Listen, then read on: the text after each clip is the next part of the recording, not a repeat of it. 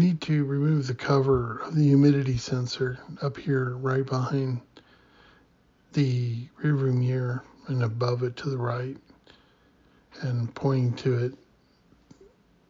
The cover just comes off. It's pretty easy. I just grabbed it and pulled it off.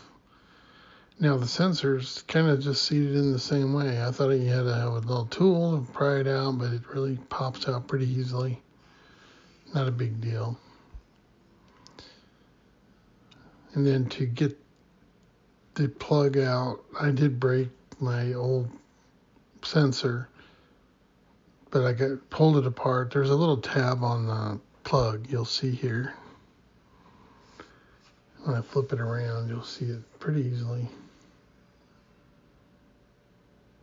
So it's just a little tab. You should be able to get that apart without breaking the component, but I had a new one, so I installed it, pressed it back into place. Here I'm kind of just showing how it was pressed into place. And you just push it right in where the clips are. You can't miss it. And then the last thing that'll happen is we'll put the cover on.